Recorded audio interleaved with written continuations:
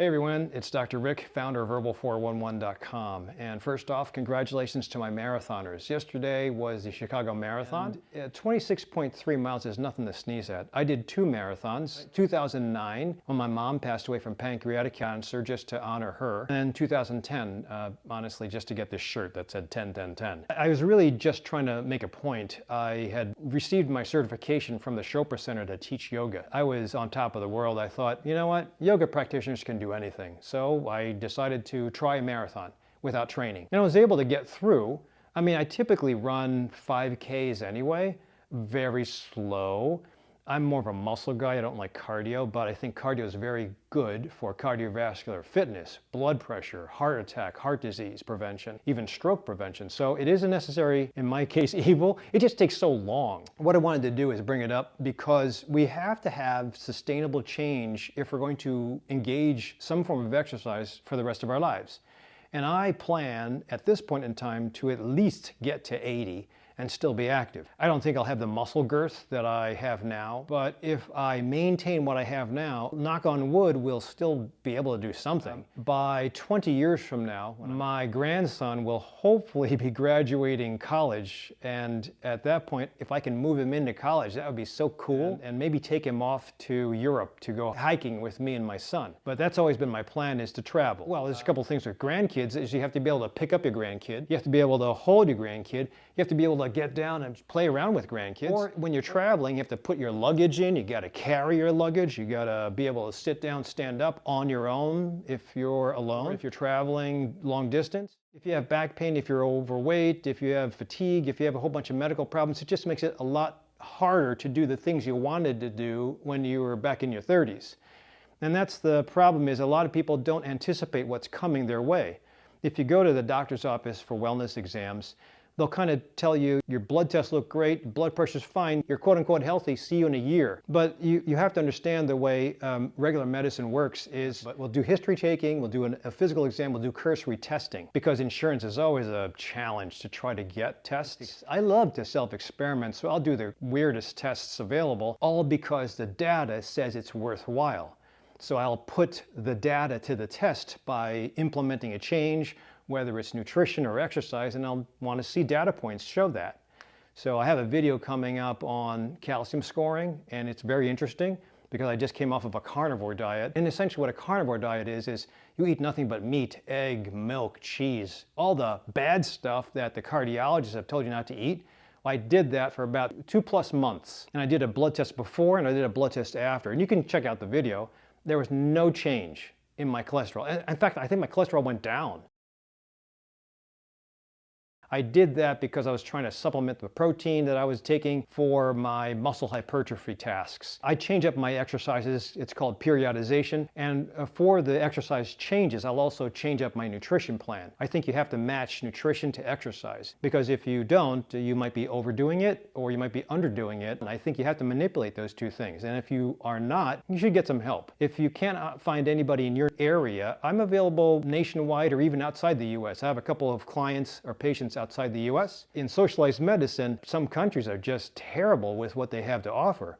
I mean, if you think the 15-minute visit in the US is bad, because that's what it comes down to, well, it's even worse in socialized medicine because you have to have permission to go to the doctor's office. I had a patient in the Netherlands. She had to get permission from her primary care to go to the emergency room. And I thought, my God, what kind of care is that? But, you know, in actuality, I think they're healthier than us. There's all forms of insurance-based medicine or governmental medicine. Bottom line is that you are responsible for your health.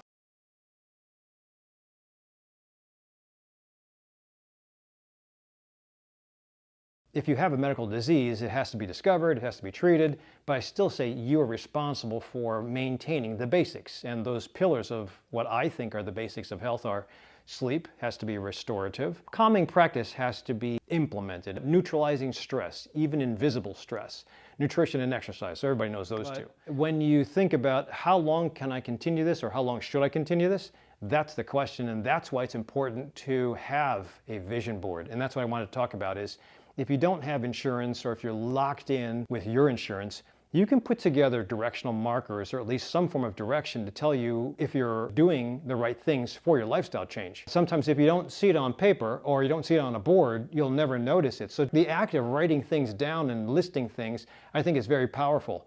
Those of you in the US, if you have a huge deductible, which 50% of the people that I see have a catastrophic deductible, a lot of patients come to see me. Outside of that, I add value to what they're coming to see me for because I give advice. And the lifestyle advice that I give sometimes takes 2 hours. I just finished with a really cool patient and he has made tremendous leaps and bounds. In fact, I told him, probably a bad business model, you know, you don't really have to see me anymore. If I get too many people healthy, you would think as a business model I won't have any patients, but man, there's a lot of unhealthy patients. So I'm going to be in business for a long time. And I plan to do this for a long time. I mean, if I'm going to have to watch my grandson and other grandkids, tell them old stories, teach them what I know, how to be healthy, how grandpa, great-grandpa lived his life, I think I have to be at least cognitively there. I think that the healthiest lifestyle you can live will beat the heart attack, beat the cancer, beat the stroke, but it'll also keep you cognitively available for your family. I mean, if you think about the other options, you can be a burden to your family, because I know there's some people who say, when it comes time, I'll just die. Oh, good luck.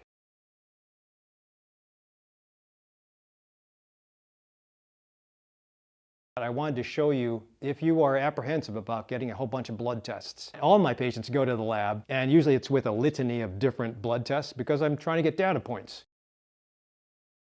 That's a lot of tubes, but it's only a fraction of what you have in you. You have 6 liters of blood. Sometimes blood tests will show stuff that you are not feeling yet. Then we fix the deficiencies or we fix the blood tests. But it cannot always be afforded by everybody. So that's why I default to this. Sometimes if you use a vision board and you just take the time and extract answers, we might be able to come up with directional markers. So if you don't have the data sets, then we go with old school stuff. Old school stuff does include what your fat percentage is, what your BMI is, what your blood pressure will be, what you respond to as far as when I ask you questions, how you look when you walk, what you look like, what kind of aches and pains you have, where your body fat distribution is, and then some data points as far as your history. What has been working for you, what your past is like, where you come from. Did you come from abuse? Did you come from pain? Did you have major surgery? Are you an orphan? Do you drink a lot? Did you watch other people drink? So all that's important, but it's a telltale sign of what's going to happen in the future. It doesn't always have to happen. You know, that concept of nurture versus nature, even if it's in your genes from before, it does not mean that it's going to be expressed later on, like pancreatic cancer in my mom. I am sure I have the gene, but if I live my life properly, I'll do the best I can to keep that gene from expressing itself. I think there's something called epigenetic change that you can be in control of. If I smoke, if I gain weight, if I don't exercise, if I'm totally pissed off at everybody, then I will probably really bring on the gene and unveil it, and I'm going to have a problem with that. The fact that you know a couple of basic building blocks, or at least what you're up against, will help you be motivated to maintain the change, which is what we want to talk about with vision boards. If you have a goal, then you'll stick to your guns. And in some cases, people don't have goals. So if they don't have a vision board and they don't go to a doctor, or a doctor says, yeah, you're overweight, but you're healthy, I don't buy that. And I give people ideas. It's not just lose weight, I'll see in a year. I think we have to give more tangible ideas about, do you do a block of exercise? Do you cut down to keto? Do you embrace intermittent fasting? Should we cut our losses and just do bariatric surgery? As doctors, you have to be a coach to guide somebody through. So my ideas about a vision board are to start with what has been successful and what hasn't worked in the past. And then I put down some successes to praise my patients, and some challenges that if they can't find them, I'll find them. And usually it's either on the blood test that they might have got, or on the metrics that I'll measure as far as blood pressure, weight, endurance, current exercise, things that they do for work, family interactions, or dysfunction. And sometimes that alone will give us direction. I always try to envision with the patient what the future is going to look like. Nobody ever thinks about grandkids. Nobody ever thinks about putting luggage away into the overhead bin compartment, or carrying 40 pounds in the airport, or even just running up a flight of steps. But if you want motivation to figure out what these mundane things that you're doing are worth, then it gives you more emphasis to do the mundane things. And it changes the boring into, I have to do this because I'm trying to avoid what Succes said. Or I have to do this because I want to get to that summit of being 80 to 100 years of age. And the other options too are, even if you don't care about where you might be in 40 years or when you're 80 or 100 years of age. So I have a lot of people investing in where they are right now, and it's not serving them. And they keep on with the same formula because they don't have any other guidance. When in actuality, if you talk to a good coach or doctor, we might be able to tell you, no, it's not working because of this, or it is working because of that, or try this instead. And when you think it out like this, it gives you direction. And if you're not getting where you want to get now, you can certainly hire everybody in the world at a price. But honestly, I think that your doctor should be able to give you this. But if your current team does not give you the advice you're looking for, if you cannot find anybody in your area, consult me. My services can be paid for with HSA, FSA, or a regular credit card because of the time that it takes to tease out and develop plans or direction. I don't take insurance, but I promise you, you'll find that it's well worth the investment. But the most important thing is to commit to change. So thanks for watching up to this point in time. Don't forget to like and subscribe. It helps out the channel. And if you have any questions, put them in the comment section down below. Otherwise, I'll see you at the next video.